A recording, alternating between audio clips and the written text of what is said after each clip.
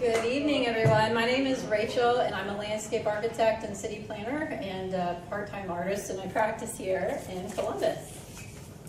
So I'd like to start off by introducing you to this butterfly that I raised and released from my yard last summer.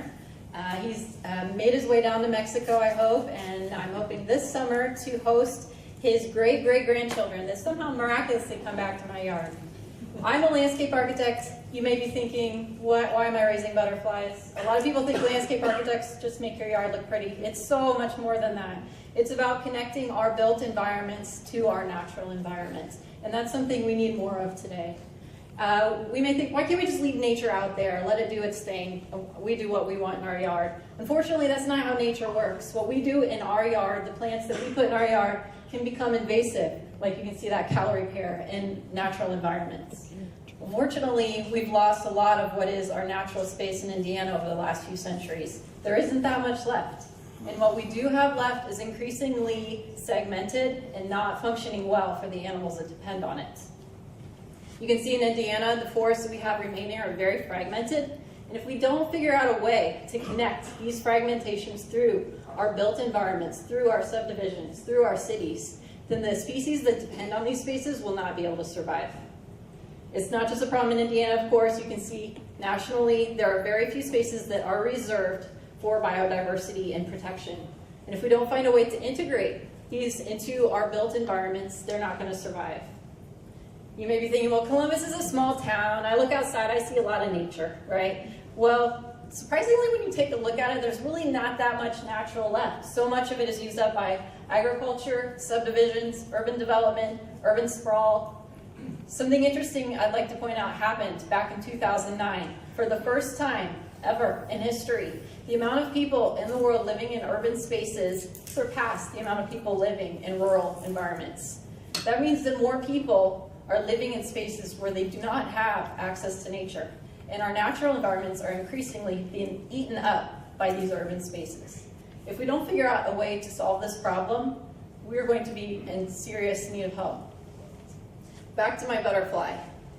He was just one of many species that are in trouble today. We may be thinking, what's the big deal? I don't really like bugs, right? But we depend on them. 1 out of every 3 bites of food we eat is thanks to a pollinator species that we depend on. They're also food for countless other animals that are in our ecosystem. If we didn't have bugs, we wouldn't either have any of the birds that depend on them for food as well. You can see this bird wouldn't be doing so well if he didn't have this snack. These bugs depend on specific plants, not just any plants, but specific plants that are native to our ecosystem and have evolved with these bugs specifically. And if we don't have these specific plants that need these insects and vice versa, then they won't survive. Why not put these in our yards, put these in our parks, put these in our streetscapes? If we don't find a place to reintegrate our natural system back into our urban environments, we will be losing the diversity that we need. If you don't have a little bit of bite marks in your plants that are in your yard, it's probably not doing its job. It's not doing anything for biodiversity. You need to have native plants that are part of our ecosystem, and the bugs that feed on them become food for other animals within our ecosystem. And if we don't have these species, then we're going to be struggling because we, of course, are animals as well. Back to my butterfly. Here's one that's enjoying some milkweed that was in my yard. You don't have to be a landscape architect. You don't have to be a biologist or an entomologist. All you need to do is change your mindset about what an urban landscape looks like, what a yard can look like. We don't all need to have perfectly mown yards. We need to reintegrate some of our native plants back into our landscape. It doesn't take much, just a few plants, and you will see countless amounts of beautiful creatures enjoying them, as I witnessed in my yard just last year. I am working with lots of other activists in our communities, community volunteers, people who are passionate about this, just like you, and we're creating spaces. This is a park that we're working on in Pleasant Grove neighborhood to be a pollinator-friendly park. We're also working at several other sites throughout Columbus. If you want to get involved, please get with me, and we'd love to pull you in. We're going to be planting plants throughout Columbus this year and beyond. This is not a new concept. This is something happening in cities throughout the world. It can happen and it can work.